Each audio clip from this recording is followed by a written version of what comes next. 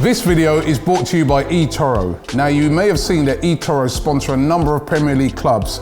Now, if you don't have time to invest, you can use eToro's CopyTrader feature, copy top performing investors, so when they make a trade, you make the same trade automatically at no additional cost. Then click the link in the description and get on it right now. AFTV DT, every week Arsenal seem to come up with another way in which to lose.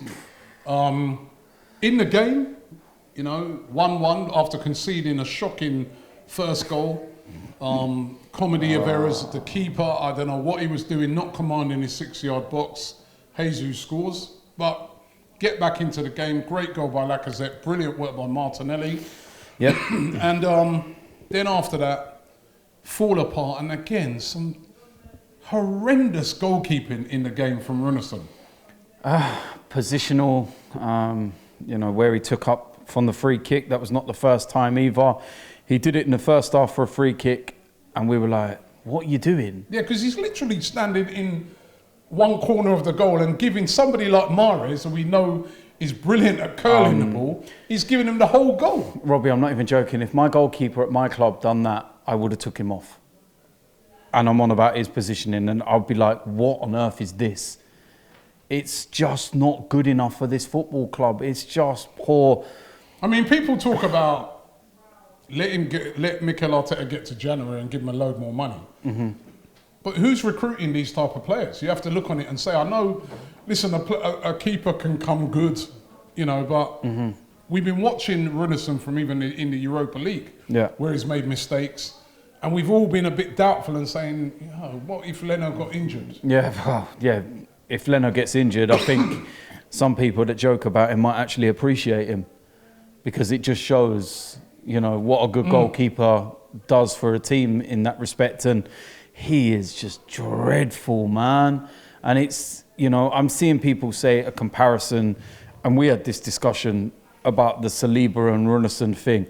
And I said to you, Saliba is a kid.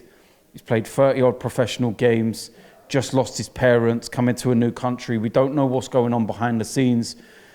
And from what people are saying from the under-23 games, you can see why he's not being brought into the fold yet. As much as we want him, there's reasons behind it, and they're trying to protect him, rightly or wrongly, from the outside looking in, when you see the crap that we're having to see. But in the long term, it will be the right decision. Well, that will be told eventually. But, Runarsson, there's no excuse. 25. He's got international caps. He's not a kid. No excuse in any way, shape or form. Basic schoolboy goalkeeping errors. It was like having he said Manuel Neuer. I wish it was bloody Manuel Neuer in goal. I said Manuel Almunia in goal. Do you know what I mean? Almunia was better than him. Mate, and that's saying something. I thought we'd gone past the days of having calamitous, awful goalkeepers. And yes, goalkeepers do make mistakes, and it happens. He had the nightmare of all nightmares today. But it's not just tonight. Like you said, you, me, others, not even coming on AFTV, have said his performances have left you like, not too sure about him, If Leno gets injured, do you know what I mean? In the great words of Heavy D, we're fucked. Do you know what I mean? And I'm trying to laugh or put a smile on it, because the reality is we didn't expect to get much from today. And I suppose one bonus. Do you want me to tell you what the big bonus today? We did drop 3 points. The big bonus today was Martinelli. Bonus, but then he goes if he's injured.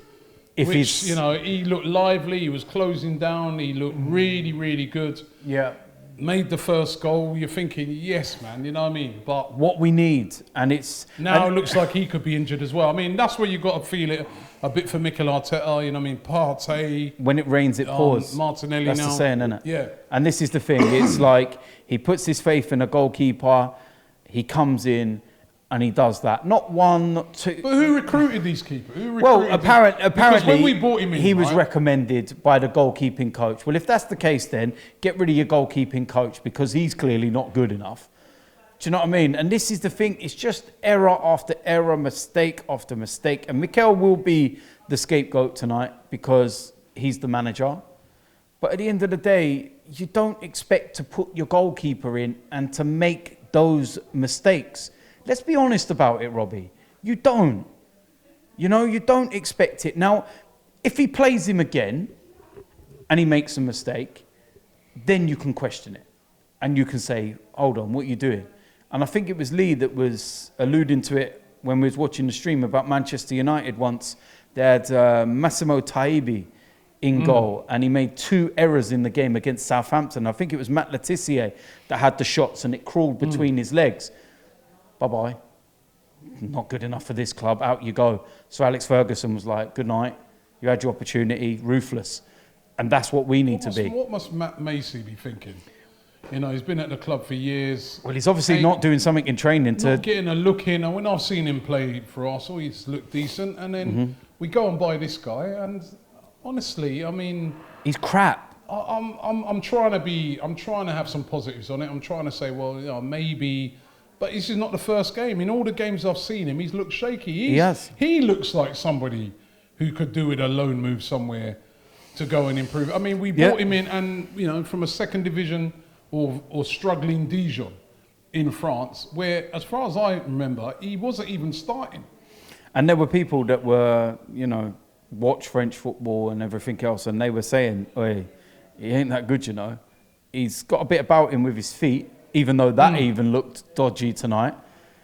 But in terms of his actual, you know, goalkeeping, should we say, and the commanding side of his game, he's not got it, and he doesn't look imposing. He looks fragile. He never commanded his 6-yard box once. Look at the way he tried. Look, at the end of the day, right, the first goal is a prime example. If you as a goalkeeper come out and the saying is, everything in the kitchen sink. Clear it away. Right? You ain't getting penalised for that. You ain't getting fouled. You get your fist on the ball, you punch it away, and then on the secondary part, you take everything with you. All right? 9 times out of 10, you as a goalkeeper will actually get a foul. Yeah, you see Jesus on the ground, he's holding his head or something like that. But they literally, the ball's come across, and it's like he's scared. That's what he did. And I don't know what more I can say about him, because I think we've just wasted the last 5-6 minutes. The other thing about it, right, DT, is again, there's players, again, that they're squad players. They get their chance to play tonight. Mustafi. Now, I know what you said earlier on about Saliba, right? He must be terrible, Saliba, if he can't get in front of Mustafi right now. Look, this is the one thing. This is the problem that Mikel's got. He's going for some experience to try and help him out of a tough situation. And you can understand it. You can understand. We've seen over the years, this guy ain't going to help But the problem is that for too many years, people like Mustafi have simply not been good enough. This is a defender that was shit under Wenger, shit under Emery, and shit under Arteta. And he's got the audacity to turn around and be like, yeah, not signing a new contract. You ain't going to get nothing from me. I'm gone. I'm sorry, but that warrants a Mesut Ozil treatment. That kind of, you know, attitude, shall we say, warrants it. The third goal, was it the third? No, the fourth goal, Laporte's goal. When that ball comes in, he has no positional awareness of what's behind him. He is completely watching the ball, no understanding of what's around him. A defender that's worth anything will know everything that's around him. And the saying again, eyes in the back of the head. You will know what's around you. And then what happens is the ball comes over, he looks around and he's like, oh, they just scored. You know what? Let me put my hands in the air. I'm going to blame the linesman. They're offside. Well, no, they're not offside. They've just run off you, you brain-dead clown. And this is what we have to put up with at the club. Shit defenders. I can't wait till people like him have gone. He didn't have the baddest of games. But Kolasinac, not good enough for this football club.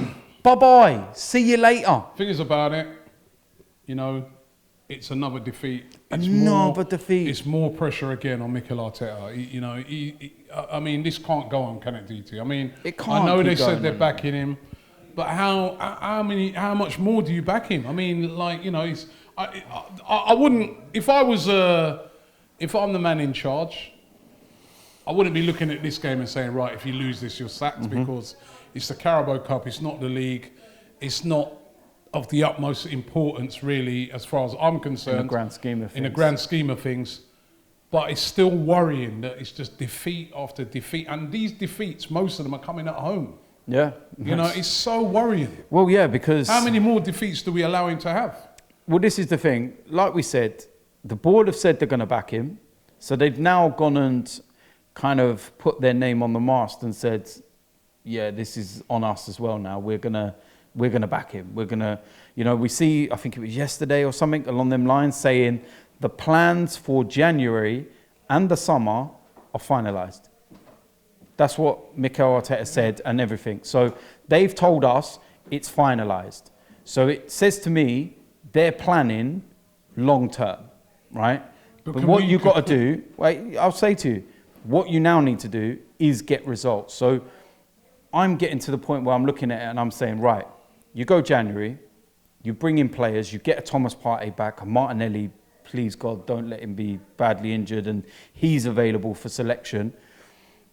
And then you still go through this kind of run we've had in December and January, then you're at the point where there's nowhere to turn and you've got no excuses. And even I can't sit there and back him anymore, because every excuse, shall we say, has been used. Every option available has been used. Do you trust these guys, right? Trust Arteta and Edu to even buy players? Do you know what? It's more... I know, great signing Gabriel, even though he's a bit shaky tonight, but great signing in Gabriel, great signing in Thomas Partey, even though we've been very unlucky with the amount of injuries he's had. But then look at some of the other signings. Cedric, right, who hardly even plays. We signed him in this long-term contract, right? Yep. Then you've got Willian, who's been terrible this season. Now we look at this guy, Renison. That's another summer signing. Well, you've got to look. Doesn't look, you know, I'll tell you the one thing. You start to worry and say, these guys even know what they're doing when they're signing I'll tell you the players? one thing that I'm looking at. I'm hoping that Mikel moving from a coach to a manager means that he's got more control over the signings, because a lot of the signings do look like they're Edu signings, like he's been involved. The Kia Jarapkin thing, we already know the connection behind that and everything else, and it's proof is going to be very, very soon to find out as to what's actually going on. Are these going to be, because Mikel's not only culpable for the signings, Edu's culpable, Stan, Josh, all these people that release the funds and, you know, are all, you know, a part of the club and where we want to go. And it's too much for too long has gone wrong at this club. And what I look at now is, and I hope anyway, is that all of this is actually a blessing. And that might sound really weird right now, but I hope it's a blessing, because it wakes everybody up and it shakes everybody to the core, because that's what you need. They are so lucky there's not fans in the stadium right now. You think AFTV is a problem and what we say after games. Some of you have never sat in the Emirates when it's gone wrong, because I'll guarantee you hear and see worse than you ever will on this channel. We're mild compared to some of the stuff I've seen. If you could have brought a camera out, Crystal Palace away when we were 3-0 down, do you remember that night? You would have been... Well. People are offended at some of the stuff we say on here. My God, you would have been contacting Ofcom and all these different places and trying to have things shut down. This is... People are passionate. People want the best for their club, and they let their emotions out, rightly or wrongly sometime, whatever it might be. But I'm looking at it and I'm trying to cling on to some bit of hope that this could be the wake-up call that we've needed, because for too many years, we've just been going along, stuttering along. And we said it all along. We get so deprived as Arsenal fans that when we signed the Nicola Pepe, for example, we're buzzing. And what we do is we forget about what's really needed. We get Pepe and we go, Pepe, everyone was after him. We've signed him, 72 million, yes. And there's this little voice at the back that's going, yeah, but you still need a defensive midfielder and you need a right back and you're like, shut up. We just signed Pepe. Yes, I'm buzzing. And the same thing happened with Thomas Partey. And we're all guilty of this. We're all guilty of this. We get Partey on that final day and we're like, party, you're sitting there doing shuffles and all sorts, and sorry, but do you know what I mean? You're buzzing. And in the back of your head, you've got this little voice that's going, yeah, but we still need this player and that player in this position and that position. You're like, shut up. We just like, it's party time, it's party time. One thing, come January, we need a goalkeeper. We need a backup goalkeeper. And what I would do is, I wouldn't completely throw him out of the club and be that harsh at the moment. What I'd probably do is to say, right, you need to go on loan. You need first team football, and we need to go and find. Iceland or Asda, Tesco, wherever it is, I don't care. But we need to go and find, like Crystal Palace, they brought in a experienced keeper in Butland, for example, somebody that, all right, you can sit and mock or laugh or whatever, but what you see is what you get, and it would be an able backup whilst you're trying to, you know what I mean, do what you need to do. Let's be honest, when Emi Martinez came in, there were people when Leno got injured that didn't want Emi Martinez to play. No, not you. No, I'm not saying you, but I'm saying Emi Martinez. We'd seen him. In the Europa League was solid. I remember Martinez when he was at Reading. And I knew that the Reading faithful had thought highly of him. So I knew what he was about. And also in the Europa League, he was solid. Yeah, remember we went out to Germany. Remember we went to Stuttgart. Yeah, in the Europa League all along, we were looking at Runarsson and we were like, hey, are we sure? Yeah, so this is the thing. So in that respect, get some experience in. We need to sort out this defensive area as well. If we're not going to let Saliba have the opportunity, we need to bring in a centre-back, a right-sided centre-back. And we need to sort out the creativity in the team. Badly. If the board want to back Mikel, if they genuinely believe he's the man to rip this squad apart and start all over again and give him, what he wants, give him the tools to succeed. And if you give him the tools and he still fails, then you can say, well, we've done all we can and it's not worked, you move on.